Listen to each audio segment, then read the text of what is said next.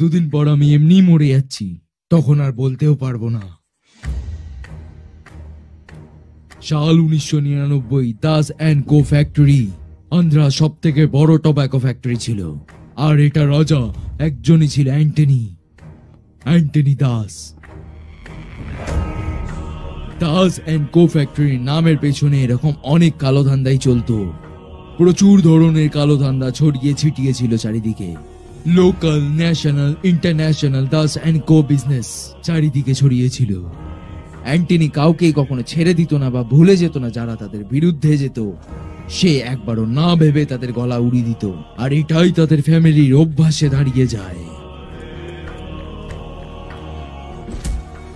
তারা যে কোনো ব্যবসা শুরু করার আগেই তারা কোনো না কোনো পশু হত্যা করত, বলি দিত।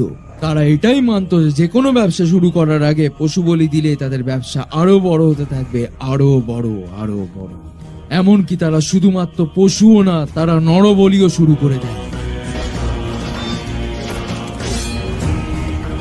এটা তাদের কুসংস্কারে পরিবর্তিত হয়। আর তার ভাই হ্যারল্ড দাস আর অ্যান্টনি থেকে 101% বিশ্বাস করত। হ্যারল্ড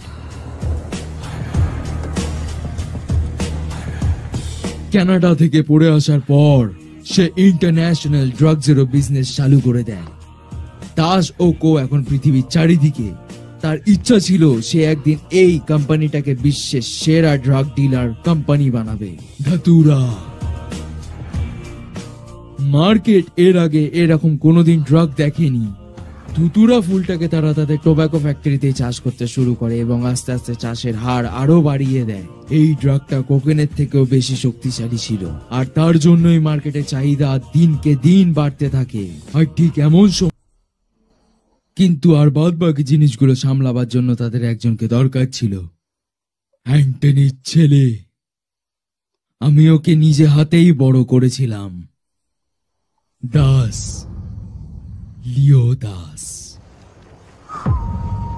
আপনাদের এখান থেকেই কেউ এনসিবি কে খবর দিয়েছে? তাই এগুলো হচ্ছে। আপনার এটা কি মনে হচ্ছে যে কে করতে পারে? এরকম কি আগেও ঘটেছে? আমি আমার পত্রার কথা ভাবছি, তাই এই মালগুলোকে আমাকে সিজ করতেই হবে।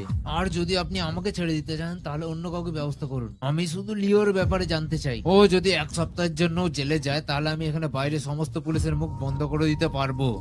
তুমি গ্যারান্টি দিচ্ছ তো ওকে 1 সপ্তাহের মধ্যে ছেড়ে দেবে? তুমি তোমার মাল চাও তো আমাকে ভরসা করো। অ্যান্টনি, লিও কি তোমার সঙ্গে আছে? না তো এখানে নেই। সে বলেছিল বর্ডার ক্রস করে।